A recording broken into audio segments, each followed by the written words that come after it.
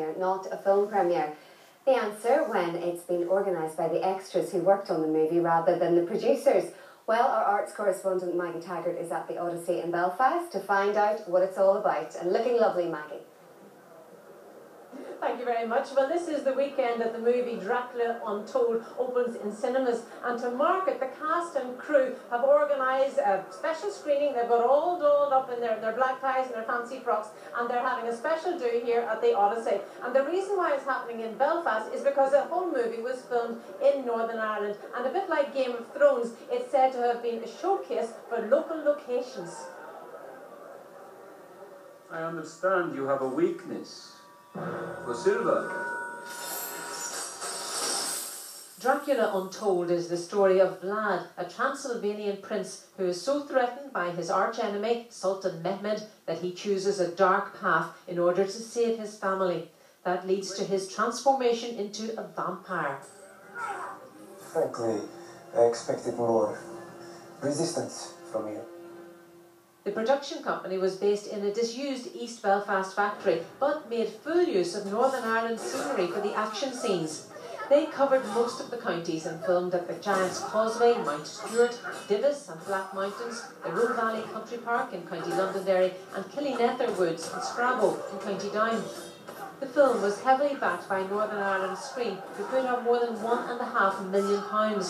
In keeping with the trend, the making of Dracula Untold is expected to bring 8 times that into the economy from the wages and services the company paid for. Well, I'm told there are about 700 guests coming here to the special screenings in 2 different screens today here at the Odyssey. And the man who's organised this is Bobby, and you were an extra on this, but this has just grown and grown, hasn't it? It has indeed. I mean, it started off just a few of the Vlad soldiers wanting to go along to see the film when it was released. They decided to invite some of the other extras, and charities got involved, and it sort of snowballed from there. Are you a full-time extra? No, it's a part-time job. You couldn't do it full-time. Yet you have grown a beard for something else? I have indeed, yes. Probably can't say what it is, but... It's another very well-known movie that uses a lot of Northern Ireland locations. It is indeed, yes. What was it like working on the Dracula one? It seems very fast-cutting, fast-paced. Fantastic experience. Lots of sort of stunt training, long nights, long hours, but fantastic experience, yeah. And looking at the clips there, a lot of very good costumes. We're only going to come to a man who is involved in the wardrobe, Carlos. Carlos, what sort of wardrobe were you working on? Well, we have a great designer, which is Nyla Dixon, who designed these fantastic costumes. And we're talking about, at some point, we had 300 extras, all with costumes to be dressing every day on set, which was a great job, to be honest. A lot of hard work for everyone, from all the team. I was just a little guy just helping dress the extras. But the costumes, I think they're one of the best assets of this show, of this movie.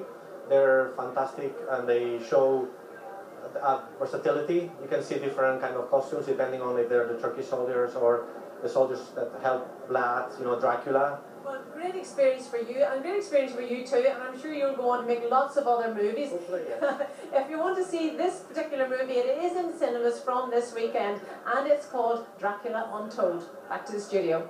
Maggie, thank you. Now, Angie has the weather forecast.